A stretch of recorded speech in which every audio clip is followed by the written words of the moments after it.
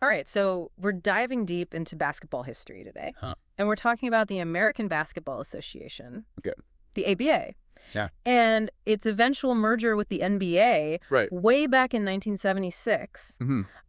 And you sent over a bunch of articles about it. Yeah, I did. Seems like you're interested in how this league that only lasted 9 years, Yeah. that not only shook things up on the court, Right? but also left a legacy that's still being felt. Yeah. It's a story full of innovation, Mm-hmm. ambition, and even a bit of controversy. Yeah, I'm seeing that. The Yeah. ABA was all about challenging conventions and Yeah. injecting a serious dose of excitement into the game. Mm-hmm. From what I'm seeing here, they weren't afraid to be bold.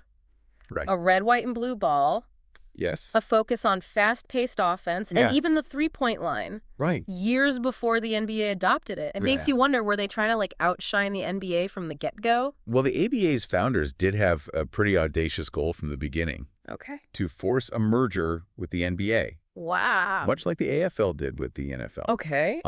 They saw an opportunity to shake up the basketball establishment Mm-hmm. and create a league that was truly exciting for fans. So they weren't just playing for championships. They were playing Right. a high-stakes game of, basketball chess. Yeah. You could say that. That's a bold strategy, especially considering the NBA was already well-established. It was a gamble. Yeah.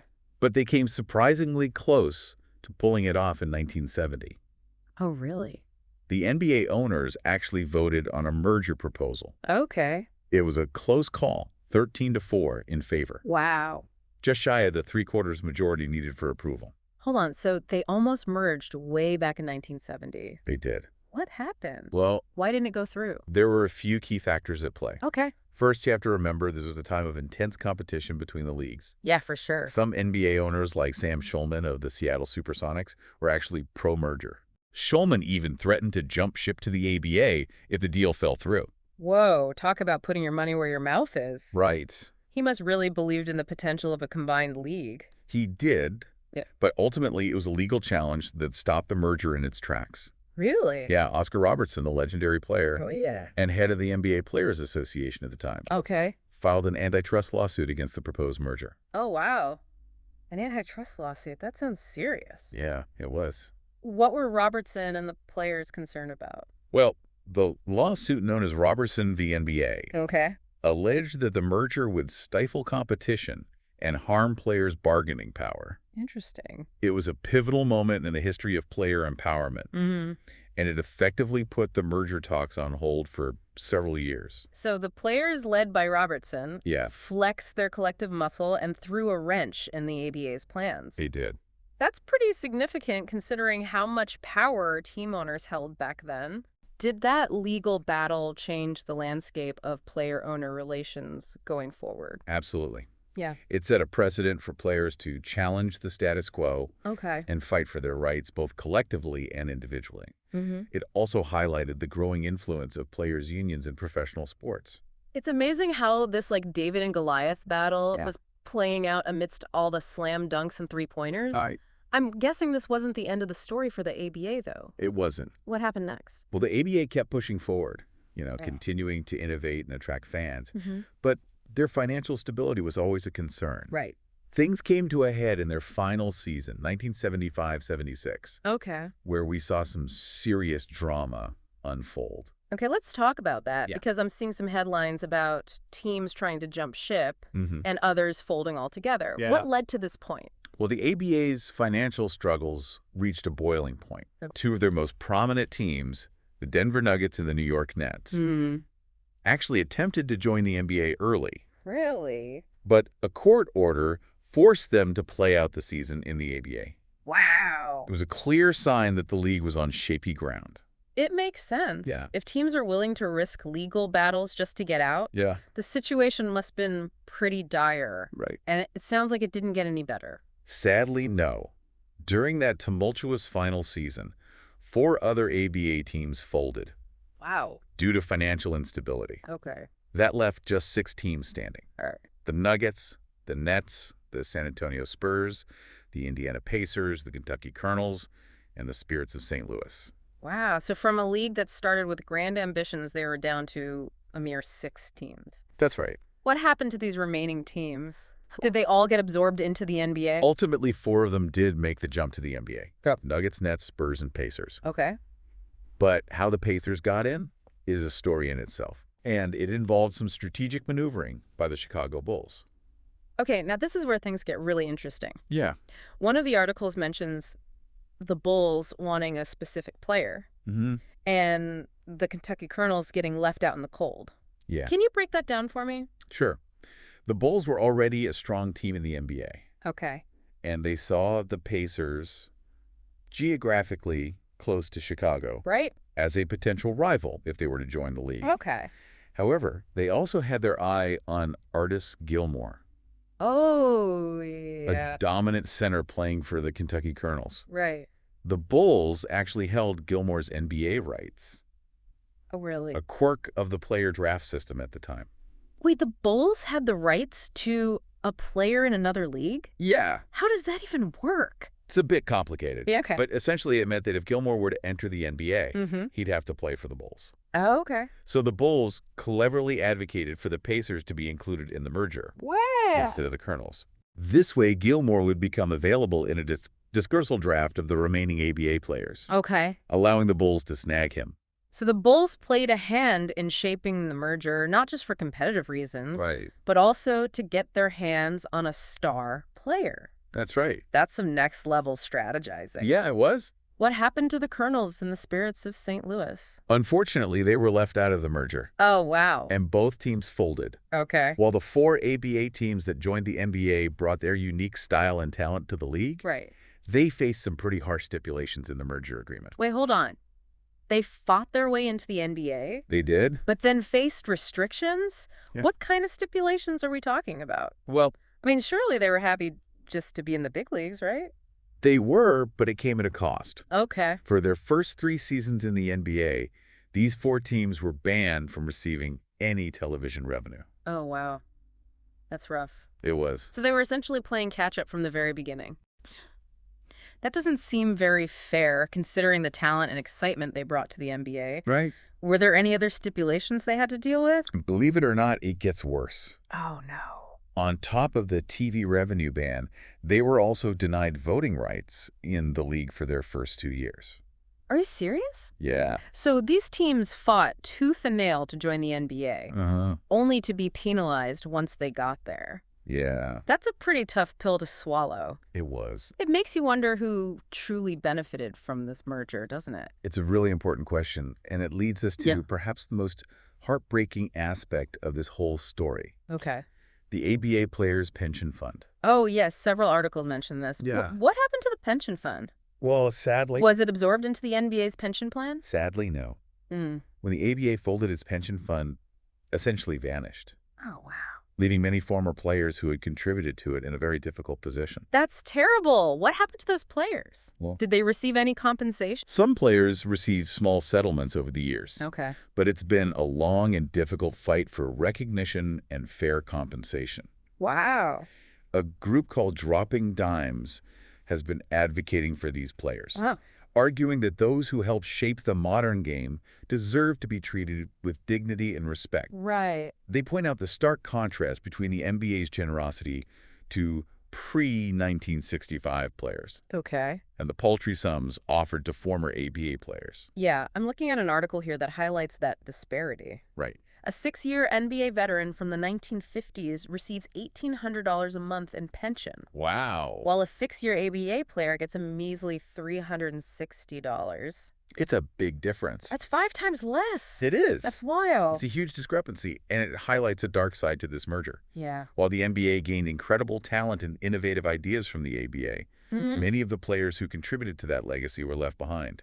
It's a shame that these players who took risks and helped shape the game we love today Yeah. are being shortchanged.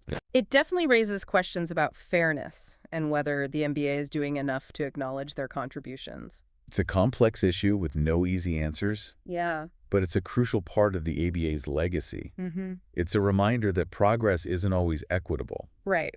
and that sometimes the pursuit of innovation can come at a human cost. It's a sobering thought. It is. But before we get too bogged down in the negative, Sure. let's switch gears and talk about the ABA's impact on something a little lighter, Oh, fashion. I mean, the story of Dr. J and his influence on players like Jim Bostic is incredible. It is. What's fascinating about the ABA's influence on fashion is that it wasn't just about clothes. Oh, It really? was about self-expression, individuality, and a connection to the social changes happening at the time. That's interesting. Can you elaborate on that Well, connection? remember, the ABA launched in 1967, Okay. just 3 years after the Civil Rights Act of 1964. Right. It was a time of immense social and cultural change. The ABA, with its colorful uniforms, embraced a sense of individuality Okay. and freedom of expression that resonated with the spirit of the times. So the ABA's fashion wasn't just about looking good, it was a reflection of the changing social landscape. Yeah. It was a way for players to express their individuality Hmm. and connect with a generation that was challenging conventions. Right. It's pretty amazing that a basketball league could be so intertwined Yeah. with these broader societal shifts. It really is. And that spirit of individuality and self-expression, first fostered in the ABA, Right. has continued to evolve and influence the NBA's fashion scene to this day. Wow. It's a legacy that extends far beyond the court. It's incredible how a league that only existed for 9 years I know. could have such a lasting impact on the game, Right. culture, and even the fashion. Yeah. But before we delve deeper into that lasting impact, Okay. let's take a quick break and come back to explore the other fascinating facets of the ABA's story. Sounds good. Mm. Yeah, it really is remarkable. You know, as we're talking about the ABA's fashion and its ties to the social climate of the time, Mhm. I'm curious, was that connection intentional Mm. on the part of the league's founders? Right. Or did it just organically evolve from the players themselves? That's a great question. Yeah, And it speaks to the complex interplay between sports and society. yeah. While the ABA's founders certainly wanted to create a league that was different and exciting, Right, it's hard to say if they explicitly set out to align themselves with the civil rights movement. right. But what's clear is that they fostered an environment that allowed players to express themselves, Okay. both on and off the court. So maybe it was a bit of both. Yeah. A conscious effort to break the mold Right. and a willingness to embrace the cultural shifts that were happening all around them. I think so. It seems like they gave players the space to be themselves, which was pretty revolutionary at the time. Absolutely. And that spirit of individuality and innovation Mm. extended beyond fashion. The ABA was constantly experimenting with new rules and ideas. Right. Remember, they introduced the three-point line Oh, yeah, in 1967. in 1967, Yeah. almost a decade before the NBA adopted it. Right. And speaking of innovations, they also had a faster pace of play, Yeah. more emphasis on offense, Uh-huh. and even a slam dunk contest at their All-Star game in 1976, Yeah. which the NBA later adopted as well. Hmm? Do you think the NBA would eventually come around to these ideas on their own? That's a fascinating hypothetical. Yeah. It's impossible to know for sure, Right. but I think it's safe to say that the ABA's innovations created a competitive pressure on the NBA. Okay. Fans loved the ABA's exciting style of play, Mm-hmm. and the NBA had to adapt to stay relevant. So it was like this back and forth battle with each league trying to outdo the other. Yeah. You can say that. The ABA wasn't just a rival, it was a catalyst for change. Right. But beyond the rule changes and the flashy style, Yeah. did the ABA have any other lasting impacts on the game? Absolutely. Yeah. One of the most significant impacts, though, less visible than the three-pointer or the dunk contest, Okay. was on player rights and opportunities. Okay. The ABA's hardship rule, for instance, Yeah. allowed players to enter the league before finishing college, Wow. which was unheard of in the NBA at the time. That reminds me of the story of Spencer Haywood, Yes. who challenged the NBA's rule that required players to wait until their college class graduated Right. before entering the league. Exactly. Haywood, who had played in the ABA, Mm-hmm. successfully challenged that rule, paving the way for future generations of players Wow. to enter the NBA straight out of high school. Okay. His case was a landmark victory for player empowerment. So the ABA wasn't just about changing the game on the court, Right. but also about challenging the established power structure. That's right. It's fascinating how this upstart league could have such a profound impact Yeah. on the way professional basketball is run. It really is. It wasn't all smooth sailing for the ABA, though, right? Right. We talked earlier about their financial struggles Mhm. and the eventual merger. The financial instability was a constant challenge for the ABA, Okay. and it ultimately played a major role in its demise. Looking back at the merger, it feels bittersweet. Yeah. The NBA gained some amazing talent and innovative ideas, Yeah. but it came at the expense of a league that was full of passion and a willingness to push boundaries. I agree. It's a reminder that progress isn't always a clean or straightforward process. Right. There are often casualties along the way. Speaking of casualties, it's hard not to feel for the Kentucky Colonels Yeah. and the Spirits of St. Louis, the two teams that didn't make it into the NBA, especially the Colonels. They were a powerhouse team with a devoted fan base. It was a tough break for those cities and their Yeah. fans. Yeah. And it speaks to the sometimes cutthroat nature of professional sports. There are winners and losers in every merger or acquisition. You know, thinking about the Colonels being left out, I can't help but wonder if the Chicago Bulls hadn't maneuvered to get Artis Gilmore. Right. Would the Colonels have been one of the 4 teams to join the NBA? That's a great question. Yeah. It's impossible to know for sure, Yeah. but it's certainly possible. Right. The Colonels were a strong team, and their inclusion might have shifted the balance of power in the NBA. It really makes you think about how a single decision Yeah. driven by one team's desire for a star player Right. can have ripple effects that shape the entire landscape of a league. Yeah, it's true. But amidst all the drama and controversy surrounding the merger, there's this fascinating story of the Spirits of St. Louis owners, Ozzie and Daniel Silna. Oh, yes. The Silna brothers. Yeah. Their story is one for the business books? One of the articles mentions that they negotiated a deal Right. where they received 1/7 of the annual television revenue generated by the 4 former ABA teams in perpetuity. Wow. Can you believe that? They're still receiving payments today? It's incredible, isn't it? Yeah. Talk about a savvy business move. Right. They understood the long-term value of television revenue. Yeah. And they negotiated a deal that secured their financial future. It's like finding a golden ticket that keeps paying out. Right. But on the flip side, it does raise some ethical questions, doesn't it? Yeah. They're profiting from the success of teams they have no involvement with. Is there a sense of fairness there? It's definitely a complex issue. Yeah. On one hand, they negotiated a legal agreement, Right. and they're entitled to the benefits of that agreement. Sure. But on the other hand, it does seem a bit unusual that they continue to profit from a league that no longer exists. It's a reminder that the business side of professional sports can be just as fascinating and unpredictable as what happens on the court. Absolutely. It's not just about wins and losses. It's about contracts, negotiations, and long-term financial strategies. Exactly. Yeah. And the Selna Brothers story is a perfect example of that. Yeah. It highlights the importance of understanding the value of your assets and being able to negotiate effectively. So while the ABA may have folded the legacy of its owners, players, and the game itself continues to resonate in the NBA, It does. it's a story that's both inspiring and cautionary, full of triumphs, tragedies, and unexpected twists and turns. Indeed. And makes you wonder, what would the NBA landscape look like today if the ABA had never existed? Wow. Yeah. Would the game be as fast-paced and exciting? Right. Would the players have the same level of freedom and self-expression? It's a thought-provoking question. It is. And one that we may never have a definitive answer to. Right. But one thing is certain. What's that? The ABA left an indelible mark on the world of basketball. Yeah. It really is amazing to think that even after all these years, the ABA's influence is still felt in the NBA. I know, it's incredible. It makes you wonder, what would some of those legendary ABA players think about the modern NBA? Right, like Dr. J, Yeah. Connie Hawkins, George Gervin. Would they even recognize the game they helped shape? I imagine they'd be both impressed and maybe a little bewildered by how the game has evolved. Right. The athleticism and the global reach. The emphasis on three-point shooting, it's a far cry from the ABA they knew. Yeah, it really is. I'm picturing Dr. J watching a Steph Curry highlight reel, just shaking his head in amazement. But beyond the evolution of the game itself, I think the ABA's legacy also lives on in the way players express themselves both on and off the court. Absolutely.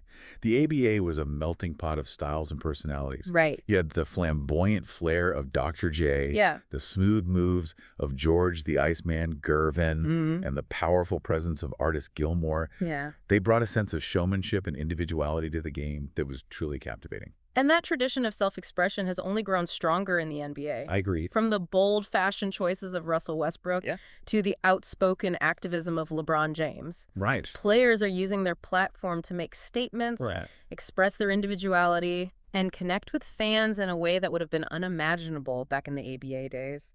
It's pretty amazing. It's a testament to the impact of the ABA. Yeah. They challenged the status quo and paved the way for players to be more than just athletes. They did. They could be entertainers, fashion icons, and even social activists. Right. You know, it's a bit ironic, isn't it? What's that? The NBA, which initially resisted many of the ABA's innovations, has now fully embraced the elements that made the ABA so unique and exciting. Yeah, it's like they realized they were onto something. It's the ultimate validation of the ABA's vision. Yeah, you could say that.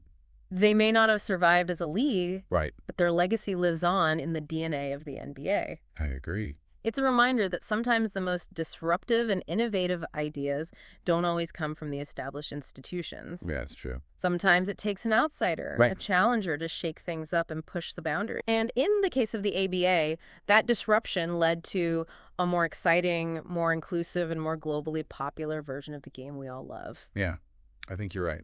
Well, it's been a fascinating deep dive into the history of the ABA, Yes. its impact on the NBA, and its lasting legacy. Yeah, for sure. We've covered everything from rule changes and business deals to fashion trends and social justice. It's like a great story. It's a story with so many layers. It is. And I think it speaks to the power of sports to reflect and even shape society. I completely agree. It's a story of ambition, innovation, and resilience. Right. And it leaves us with some thought-provoking questions. It does. Would the NBA have embraced the three-point line, Yeah. the slam dunk contest, Yeah. and the freedom of player expression without the ABA's influence? Right. And what about those ABA players who paved the way for the modern game but are still fighting for recognition and fair compensation? These are questions that deserve to be asked. They did. And they challenge us to think critically about the evolution of the game and the treatment of those who helped build it. Right. The ABA may be gone, but its impact on the NBA and on the culture of basketball itself will continue to be debated and discussed for years to come. Absolutely. And that in itself is a testament to their lasting legacy.